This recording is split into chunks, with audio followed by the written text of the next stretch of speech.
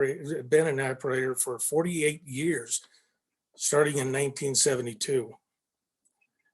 He has hosted 145 different operators from around the world as part of the K3LR multi-operator radio sport contest effort since 1992. Tim is all about the contest, but he's also about the team. Tim has built a 13-tower station with 11 operating positions, and no doubt he puts everyone to work. He continues to give back to the ham radio community with the numerous boards he serves on, and has been given many awards for his efforts. Encart, we want to thank you, Tim, for coming on in here. Go ahead. Okay, Phil, thanks very much for having me today.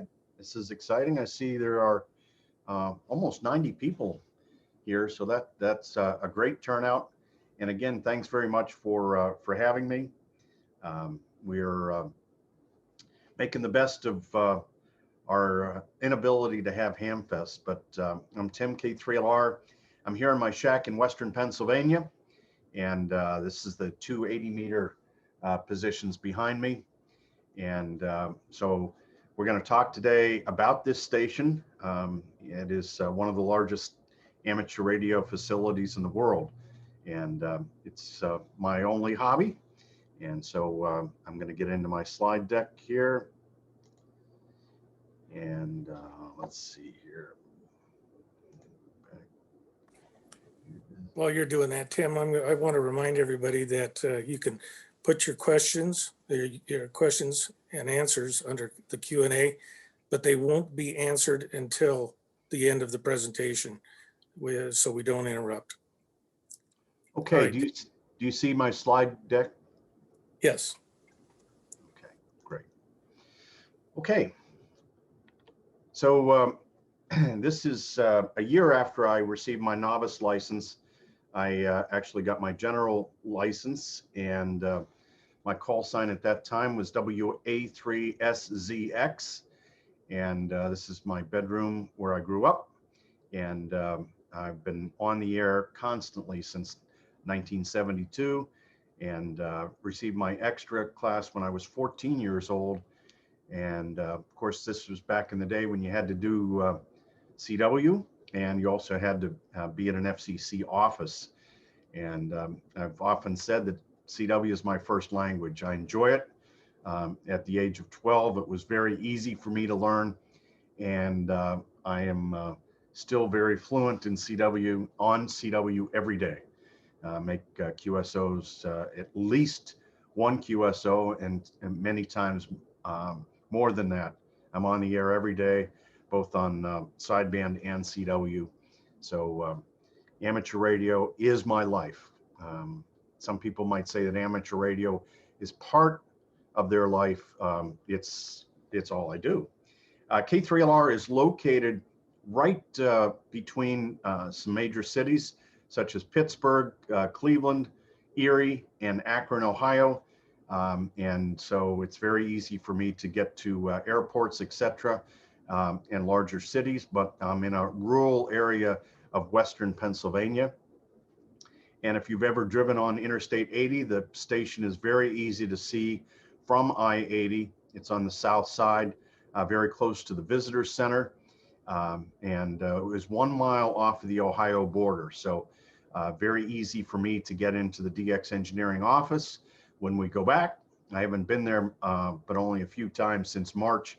And but you can see I have about 14 acres of land that are used for the station. It's on either side of the road there that's marked 302, and but the main towers are on the where the star is. And the reason that this QTH works very well for HF operations is that there's a very fast drop off in key directions that are good for DX contesting, namely Europe and Japan. There's a riverbed that is very close, and so the elevation drops off almost 300 feet in those directions. And that is the key to why this is a good location for HFDX operation. It's pretty flat going towards the Caribbean and Australia, New Zealand, but there's not as much activity in those areas. The meat of the activity is in Europe, and there's also still substantial stations active in Japan. And so this is the reason why this place works well. These are some overhead shots, and we'll get into the nitty gritty, but this is the north end of the property. It has the 160 meter 5-element rotatable Yagi, and it also has 2 4-squares for 80 meters that are broadside on Europe, and then a tall tower for 40 meter operations. This is the middle of the property where there is a 15 meter dedicated tower, 10 meter dedicated tower. There are 4 Yagis on each one of those, and then also a large tower for 20 meters is the bottom of this photo. Let's take a look at this 40 meter tower a little bit closer. There are 3 full-sized 4-element Yagis on 40 meters. Each one of these Yagis weighs 410 pounds. The longest element, the reflector, is 75 feet long. You'll notice there is a straddled around the tower. The 2 elements are very closely coupled, the first director and the driven element. And that is known as an optimized wideband array.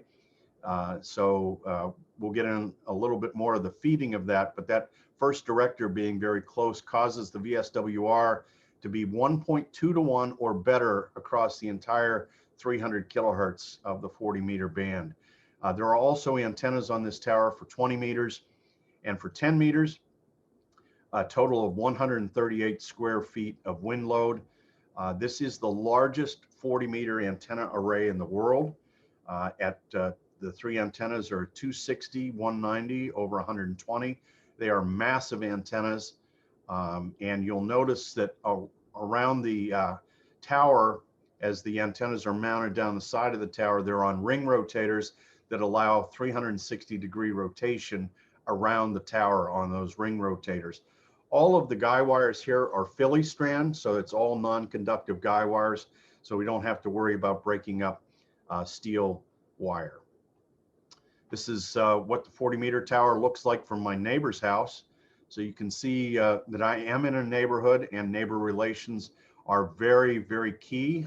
I'm blessed that I have great neighbors, and we get along well.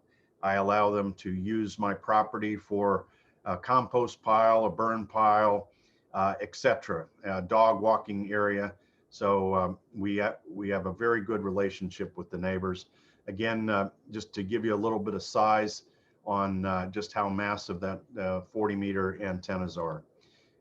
Down the side of the tower, again, are some 10 meter antennas, and you can also see the 4-square towers in the background there. And then also at the bottom of the photo, you can see a truck going by on Interstate 80. In the middle of the 40 meter tower is a top beam horizontal Waller flag antenna. It's at 160 feet. It looks like a 15 meter Yagi, but it's actually 2 flag wire elements that are used. We use this on 160 meters. Sometimes it's the best receiving antenna on 160.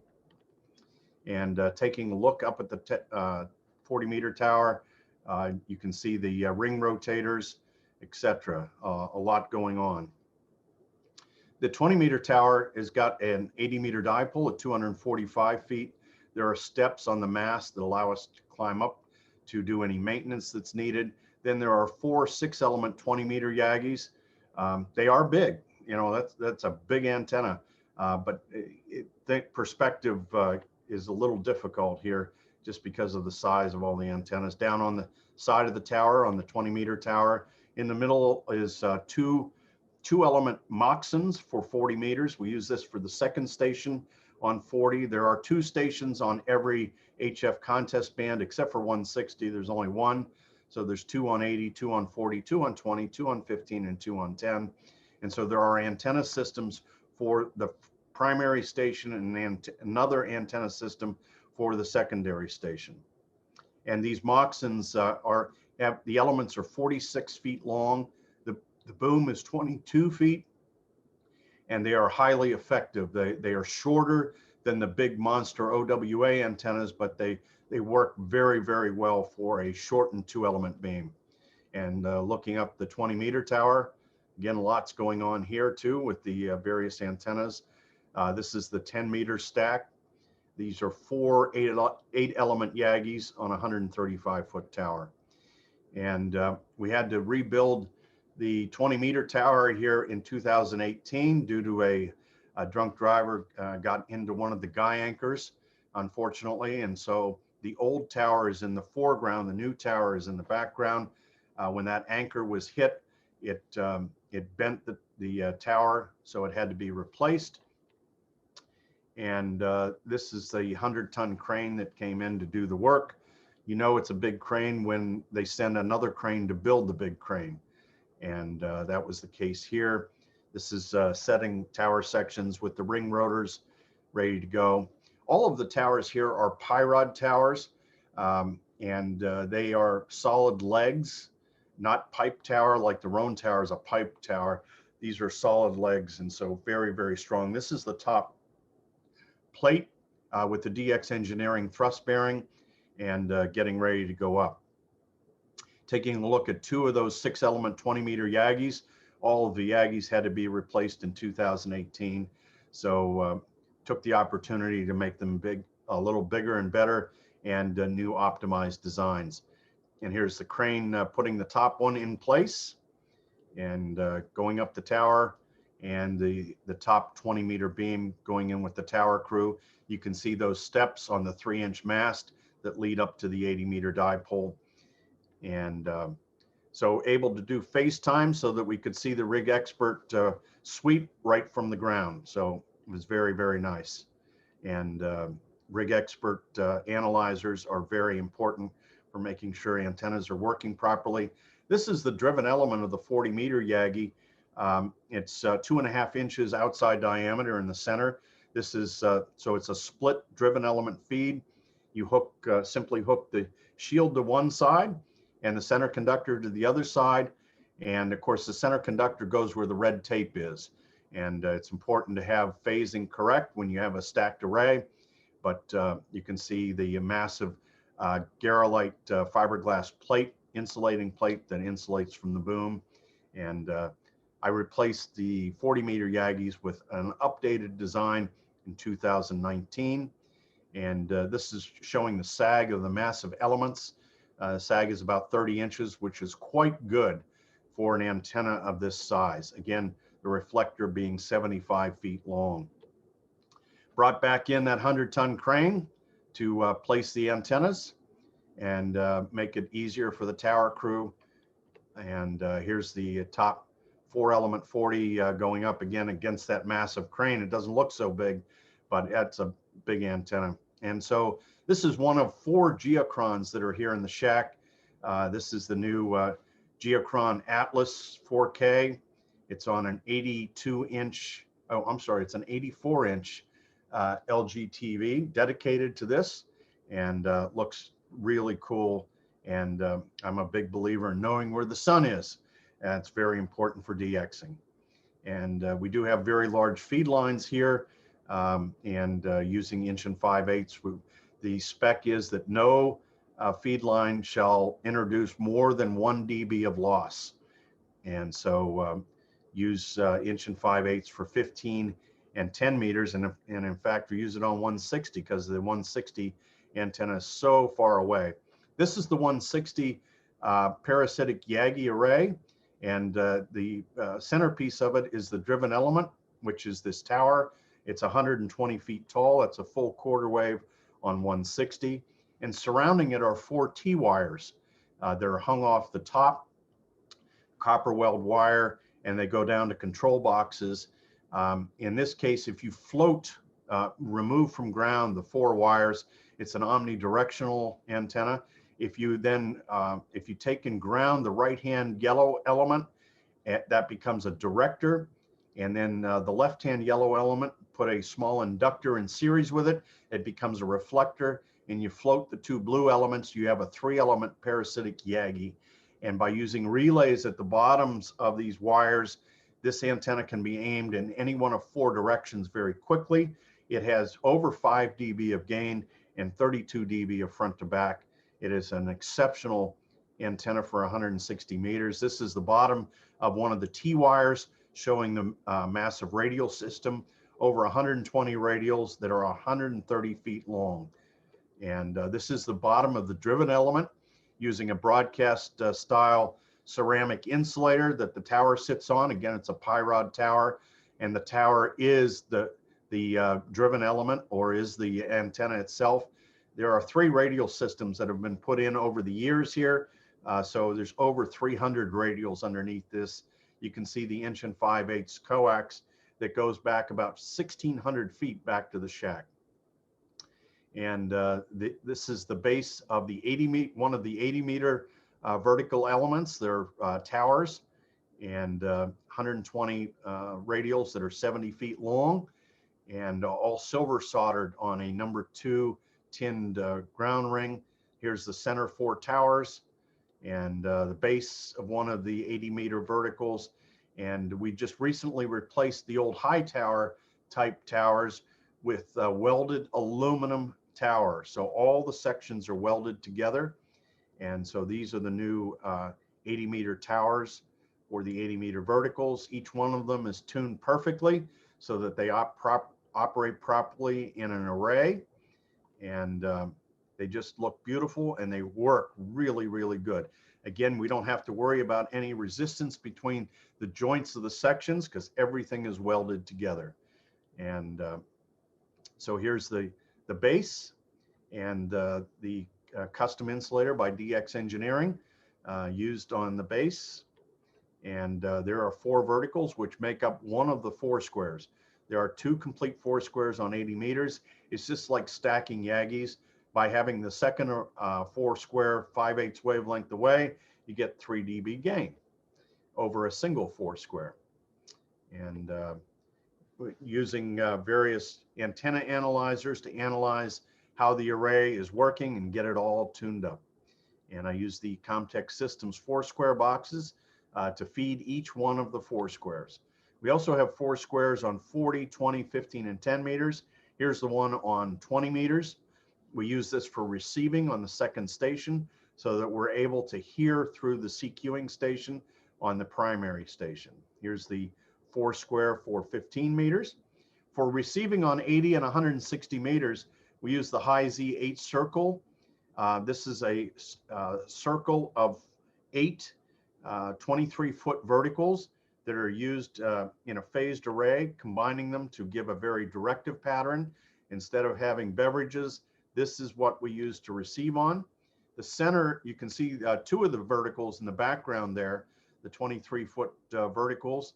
And then there's RG6 that comes back to the center combining hut. And inside that hut are all the High Z electronics that it takes to do the phasing, to get the directive patterns. And each one of the feed lines and the power cables are choked down by these number 31 ferrite chokes to make sure that the feed lines are not picking up any noise whatsoever. Here I am working with my friend W3YQ.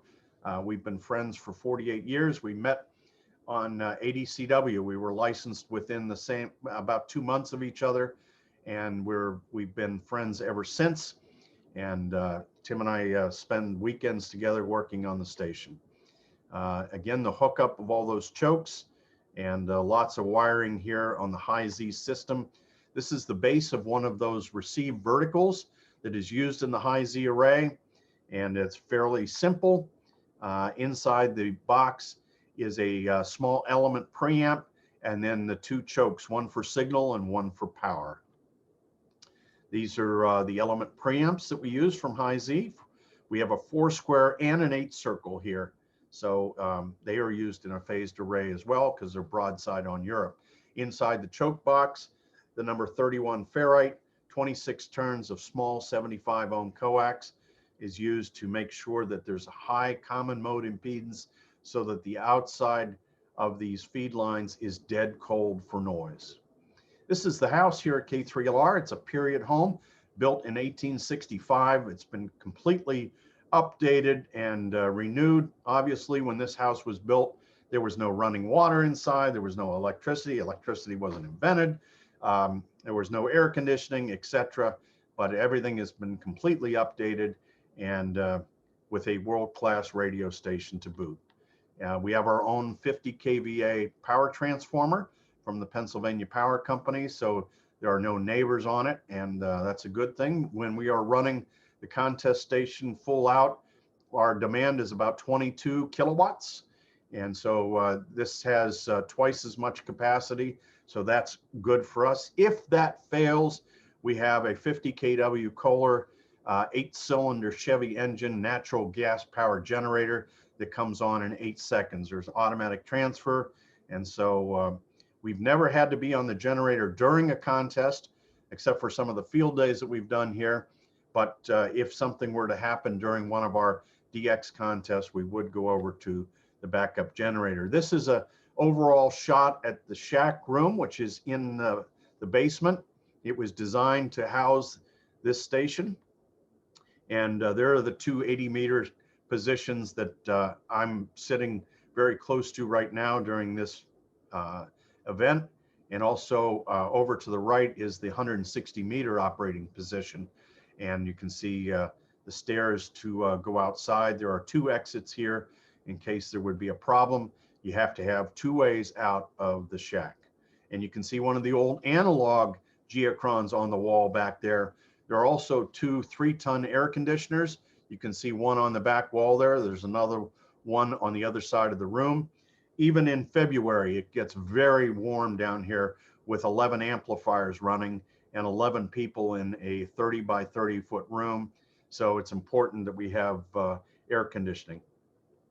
There are 2 cable entrances, one on the southeast, and this is one of them. You can see the 7/8 lines coming in, and also one of the 1 5/8 lines, and then more 1 5/8 in the northeast, and more 7/8 lines and control cables coming in. Everything is marked, everything's cataloged. I have a very good notebook on what is what, because some of this stuff was installed some 30 years ago. So it's important to have good notes. There are 13 8-foot ground rods in the floor. I put these 8-foot ground rods in before we poured the floor. And so ground is very, very close to the operating amplifiers and radios. Here are some of the operators at K3LR. This is during the ARRL DXCW contest. And this is during a phone contest with the Heil boom mics mounted to the Bose noise canceling headsets. And operators on 15 meters, the 2 stations side by side. And here is the second station on 10 meters with the Green Heron rotor controllers. The amplifiers are all single band amplifiers, except for one multi-band amplifier that we have here in the shack. Single band amplifiers are very simple because you don't have a band switch to worry about. And that makes it very easy. And these are very reliable homebrew 8877 1500 watt amplifiers. And these are the antenna switches. We talked about that 40-meter array having 3 antennas at 260, 190, and 120. And the operator can pick how he wants to feed things. At showing this photo, it says that the 260 footer is on all by itself. We've actually updated these boxes. This box now shows the 3 4-element Yagis being activated. So 1/3 of the power is fed into each one. There are relays right out at the middle of the array on the tower that actually do the selecting, and they also do the matching, because when you combine 3 antennas together, you get 16 ohms, and you have to be able to bring that back to 50. All that matching is done on the tower. Here's the box for 15 meters, showing the 4 high stack of 160 over 120, over 80 feet, over 40 feet. You can feed any one, you can feed them all, you can feed the top 3, the bottom 3, the top 2, the middle 2, or the bottom 2, just by push buttons. And the 2 operators on 15 CW, and they have to coordinate together because only one can transmit at a time. We can only have 1 signal on each band at a time. There is a lockout box, but the operators, to ensure that there's no chance that there can be two signals on 15 meters, but the operators have to coordinate with each other. The idea is the operator in the foreground, David N6AN, is running stations. He's calling CQ, and Bob N6TV, who is the station or the operator in the middle of this shot, he is searching for stations that are calling CQ. So, and they interleave QSOs together. Now feeding the bottom three antennas, 120 over 80 over 40. And they have a heads up display that shows them that combination as well, mounted to the watt meter. I love the Drake W4 watt meters. We actually, some of these watt meters were 50 years old. So we've just recently replaced all the SO239s because the old ones were getting a little long in the tooth. And you can see the rotor box here. This is 40 meters. Size does matter. This is an incredible antenna system. I use it just about every night on 40 meters, and it is a real joy to operate. Here, we've got all three antennas being fed. You can see that due to the heads up display. And also, they're aimed at the same azimuth. Sometimes we don't aim them at the same direction. Sometimes they're split, and one antenna might be on Europe and one on South Africa and one on the Caribbean. And you can see on the right hand of this photo, two more rotor boxes. That's for the two element Moxons that are for the second station on 40 meters. This is a view of one of the single band amplifiers, single 8877 triode, very easy to make and very reliable. We run exactly 1500 watts output, and the 8877 tube works great.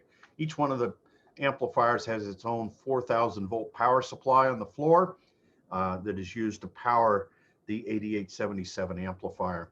Looking at the 20 meter run station, you can see the four rotor boxes there, and everything is aimed on Europe at that time. And so it's about 45 degrees. And then here's the side by side, the run station on the right and the second station on the left, and the two operators operate together as one. 10 meter station, they have a little bit of time on their hands these days, but we're expecting 10 meters to get much better here in the coming years. And 160 meter operating position, I do the CW contests, and N2NC does the phone, but a lot of gadgetry here, a lot of antenna switches for receiving, etc. So here is in the middle of one of the CW contests, and John N2NC doing the SSB contests on 160. And some of the receiving hardware, the noise canceling controller from DX Engineering, that horizontal Waller flag controller, and other receive antennas. We do have YLs that operate from here. Here's Sandy, DL1QQ. She's also N0QQ, one of the best contest operators in the world. And she's actually lived in the US as she finished her high school education here in the US.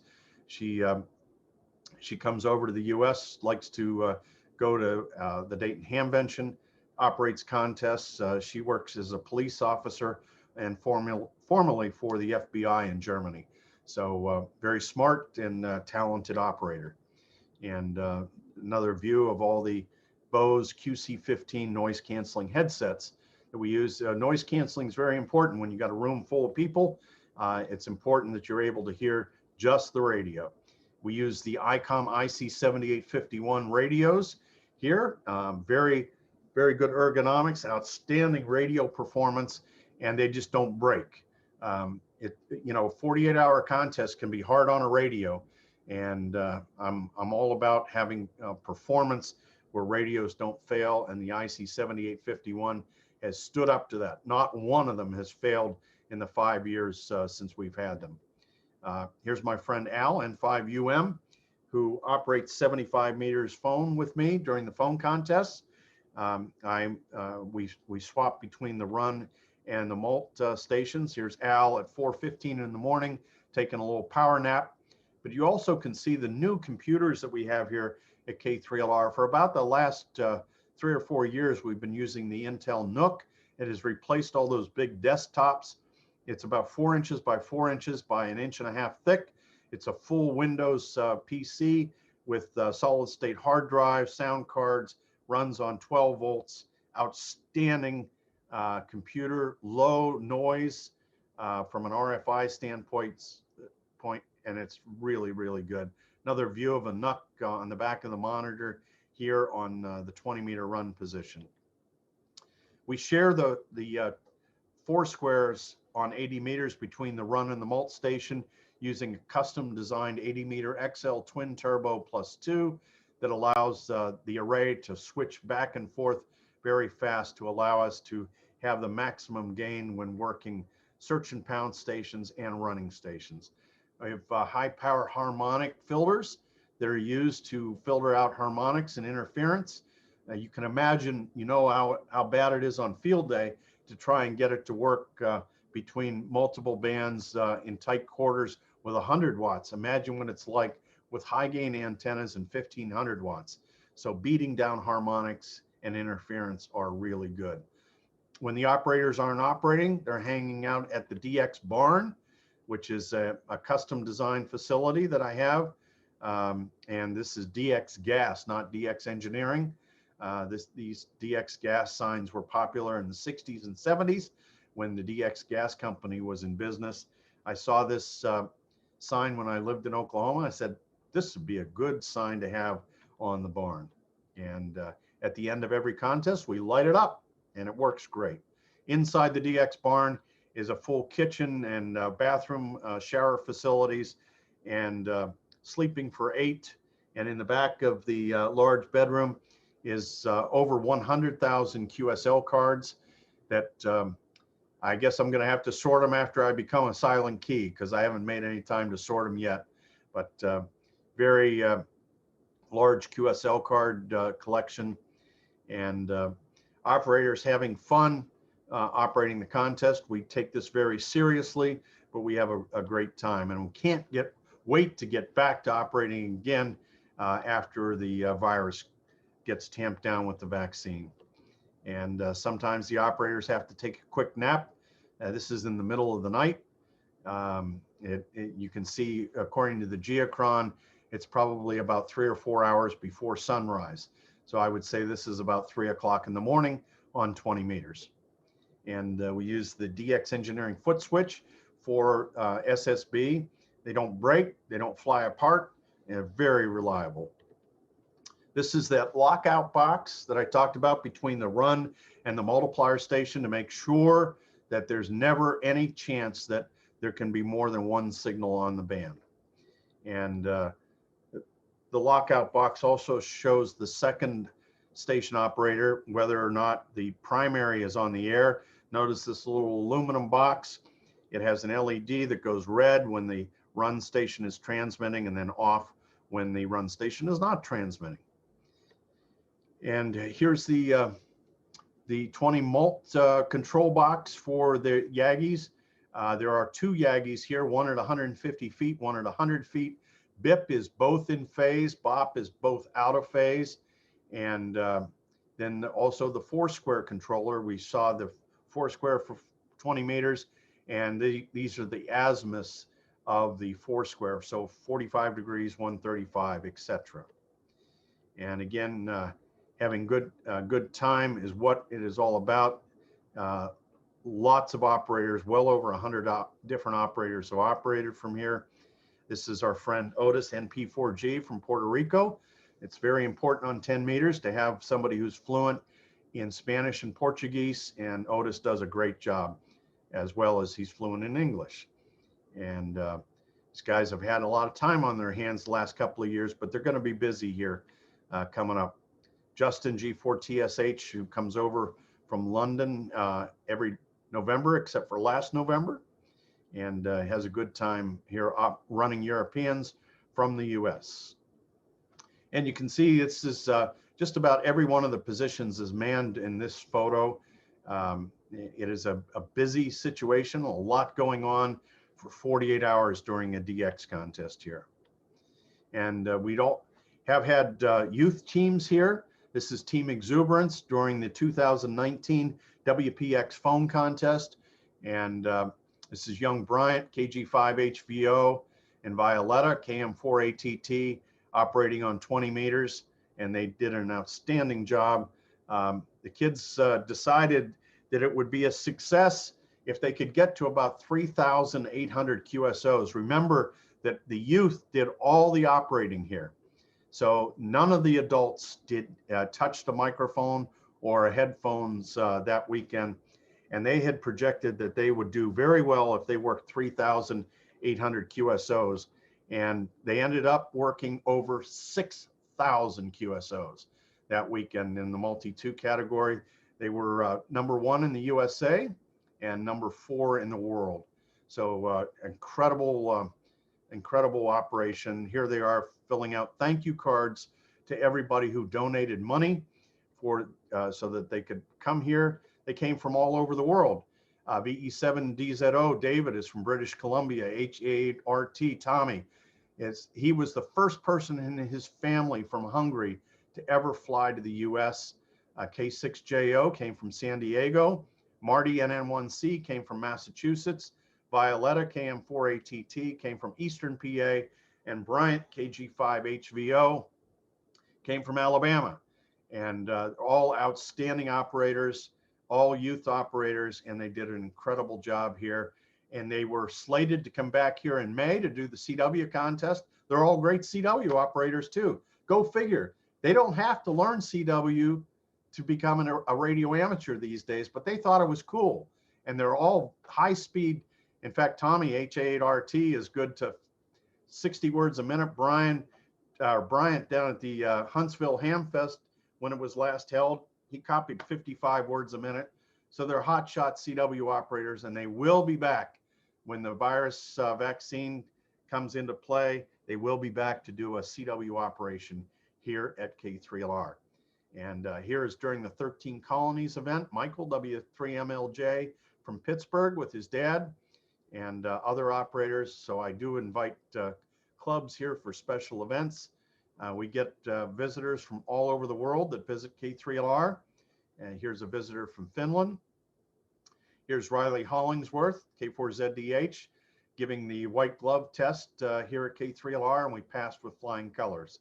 And famous D-Expeditioner Hal, W8HC, also visited. And we are into analytics and knowing how many QSOs and countries we've worked since we started Multi-Multi back in 1992 and how we finished. And we have successfully won for the US, and once we won the world in these multi-multi competitions. We also contribute to the reverse beacon network using CW skimmers. This used to be the computer rack that it took to drive the SDR receivers. They have been replaced by the NUCs. And so there are 6 dedicated computers for the software-defined radios, which are sitting here, the Perseus SDRs, and they copy CW on 160 through 10. There's a receiver dedicated to each band. And if you go to the Reverse Beacon Network now, or even to the K3LR website and click on CW Skimmer, you can see what K3LR is hearing and copying on the 6 HF bands. It's pretty incredible. The technology of the CW Skimmer software is really, really good. Another up-close view of the Perseus receivers from Italy. And at the output of the NUCs, there's lots of RFI canceling ferrites to make sure we don't have any noise, power distribution, and using linear power supplies to power the NUCs. And we make coffee 1 cup at a time using the Flavia brewing system.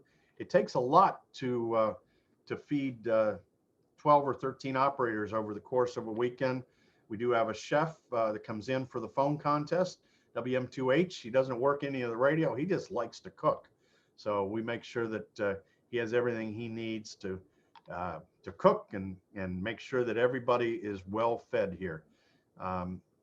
Between N2NC and myself, we make the breakfasts, and they use these little sheets of paper to say how they want their eggs done. And then the food is delivered to the operators as they operate. And so we have good food, good radios, lots of fun. This is the wind test logging software that we use to log with. And this is written by French rocket scientists, and we've used it since 2006. Works very, very well. You can see here are QSOs on 160 meters, 80 meters, 40 meters, 20 meters, and it keeps track of everything that goes on. Of course, keeps track of our score during the contest, allows us to communicate between the stations. This was back when 10 meters was good. Here are 3,200 QSOs on 10 phone, 38 zones, 170 countries. Man, I can't wait for that to come back. But it's going to be back. I'm a voracious QSLer.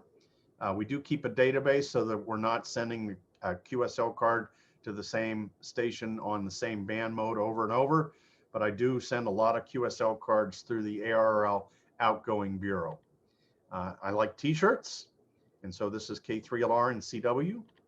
And at the end of a contest, we compare scores on 3830, on the real 3830, right after the contest with other multi stations. Sometimes we win a plaque, and we are doing RIDI and digital contests now. Here's what a total team looks like. This was 2017, and Sal brought a sous chef with him, his girlfriend Olivia, and so but everybody else in here was an active contest operator. I love this ham radio stuff, ILTHRS. And one of the CW teams from 2014, and another CW team. This is 2018, and all smiling faces, having a good time, sharing stories and sharing the radio hobby that we love so much. And the real reason we do it, we're best friends. And so we're really lucky to have super friends that I've met because of contesting. One of the things I'm most proud of is the fact that we have, that I open this station up frequently for club tours. And this is the University of Pittsburgh Pitt Panther W3YI club. And the students came up from Pitt, and we spent a whole Saturday talking about ham radio, talking about the antennas, having some pizza, and talking about life and what life after college is like. And so here they are with their faculty advisor. And back in normal times, we would have 20 tours a year here. And some radio clubs have driven as far as 5 hours to get here to tour here at K3LR. So that is, that's my slides, and certainly can take any questions.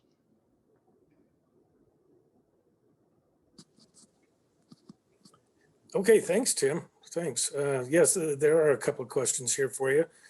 The first question, what did it all cost? You know, I have no idea.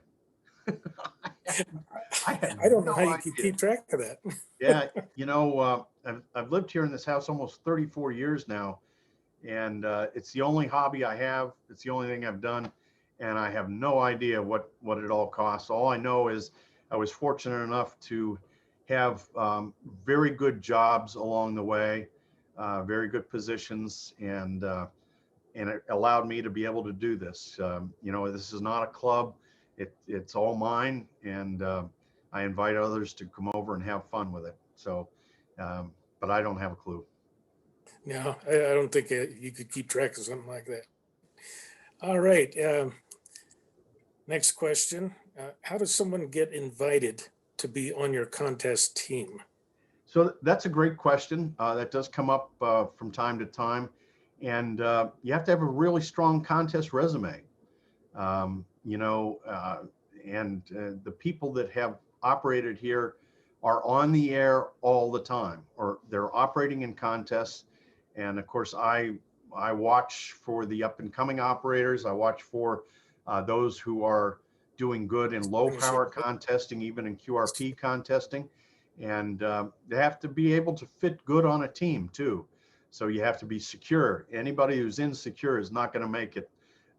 You have to be secure in the fact that you can have fun, but there's this is a serious deal. I mean, guys are paying for their own plane tickets. They're taking time off of work. They're taking time away from their family. They're coming here for one thing, to have fun and to have a shot at winning. So that's a very important thing, but a strong contest resume is what gets my attention. And of course, everybody has the right of first refusal. So once you're on the team, you have the right to that seat. You know, and basically, if you're a 15-meter operator here at K3LR, that's all you operate is 15 meters. You know, we don't hop around on various bands. Everybody is assigned to a band. So that's how that works. What's the turnaround? What's the turnaround? Yeah, how often do you change out operators? Do some of them just give up after a while? Do they, and others have to submit to see if they can come in? You know, that has not been a real issue. Sometimes an operator can't make it, and I do have a bench, you know, of other guys that have been here or are good. So I do have a pretty good bench. But for the most part, we've been doing the multi stuff since 1992, and some of the guys that started with us back in 1992 are still here.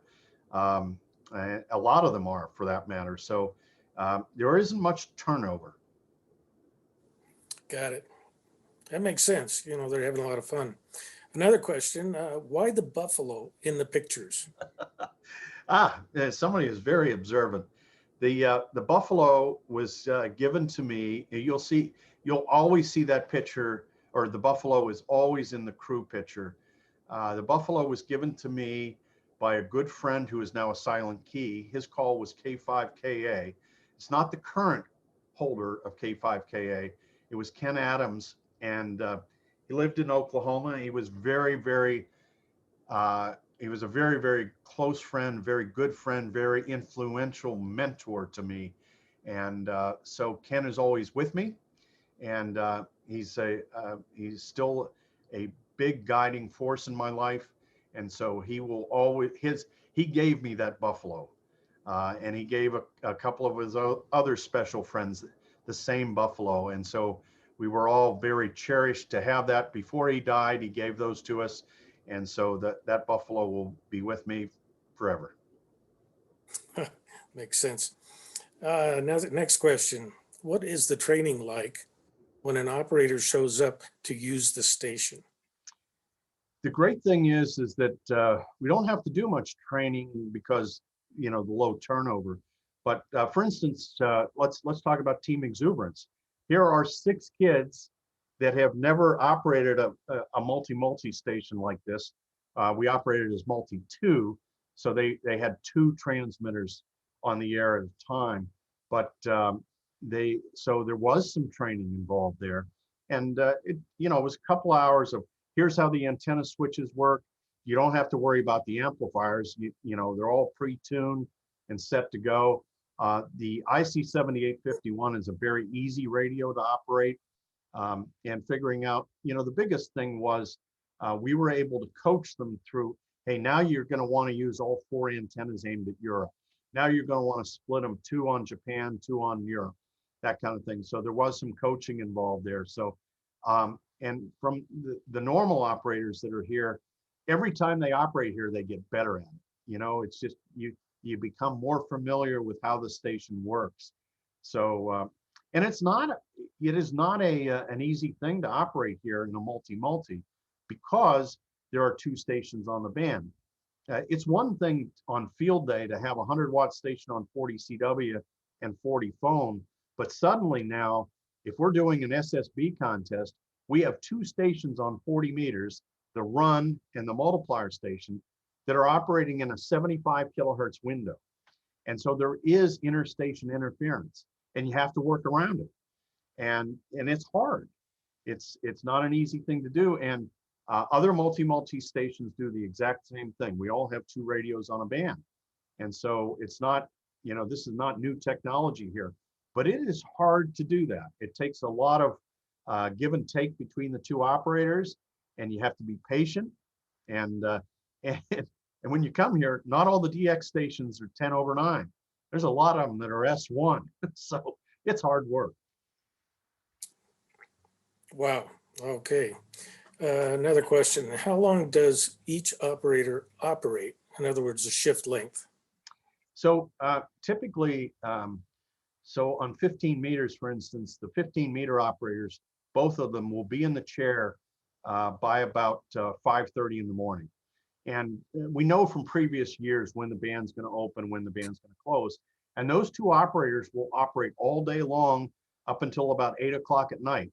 And they will typically switch between the molt and the run station. So they'll switch chairs. But that, it's a good 14, 15-hour stint. On 20 meters, we have 3 operators because 20 meters goes 24 hours a day. And so with 3 operators, they can rotate through. The 40-meter guys really get worn out because 40 meters in a DX contest does not die very much. It goes till 9:30 in the morning, and then it starts again at 1:30 in the afternoon. So we can start working Europeans again. So they get really the least amount of sleep. The 160-meter guy gets a decent amount. He starts going at about 5 o'clock in the afternoon, and he's done at about 7:30 in the morning the next morning. So he gets a lot of sleep. But the 20-meter guys and the 40-meter guys, they get worn out for a 48-hour contest. Thank you. The next question is kind of a broken question. I don't understand it quite. Coordinate schedule with neighboring hams, question mark. With neighboring hams, well, I don't have a lot of neighboring hams that are close to here. So they're, from an interference standpoint, there's never been an issue. They're able to operate, we're able to operate, and so we really don't have to do any coordinating with the neighboring hams. Okay. From the same person, what is your favorite position? I would say that 160 meters in the CW contest is my favorite. It's the hardest position. I feel that I should take the hardest one because I get to operate, here all the time. And I really want the visiting operators to have shots at some of the better bands. But 160 is very tough. It's a challenge and I like it. On phone, I like 75 meters. Again, it's a very hard band. 75 can have problems with QRM and the signals are weak. And so those are my 2 favorites, 160 meters for CW and 80 meters on phone. Got it. It looks like we have one more question. Unless something is already planned, will consideration be given for bathroom, snack, lunch breaks? This is because I hate to miss anything, and this has been great fun. Yeah, because you have 2 operators on the band, and the fact that in the middle of the European opening, you've got to be very diligent about having both guys in front of the radios. But once the European opening goes away, the guy who is in the multiplier seat, he can go grab something to eat. He can take a bathroom break, and it's not going to be the end of the world. He's not going to miss, he's not going to miss too much, and you do have to have those breaks. So, but the guy who is in the primary station chair, he's got to keep his butt there. But of course, these 2 guys switch off, and so they do get enough to have breaks. And when we have dinner and we have breakfast, that's all brought to the operators. So they eat while they operate. Excellent. Well, that's the last question that has come through so far. Looks like we have a little bit of time if you wanted to add anything more. If not, maybe we can turn it over to have one of our operators give some commercials here. Okay, well, hopefully you didn't get too bored with 167 slides in 40 minutes, but we were moving through it. It's sort of like a contest. You move through the slides and show everybody what we got. But I really want to thank you, Phil, and the rest of your club for your kind invitation today. Also, if we can help you or any of the club members, any of the attendees at DX Engineering, don't hesitate to give us a call. We are the fastest growing amateur radio store in the world, and we're going crazy with new products all the time, and helping hams have fun.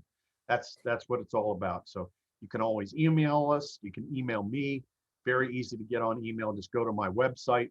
On the www.k3lr.com website, you'll see many of these photos and a lot more photos.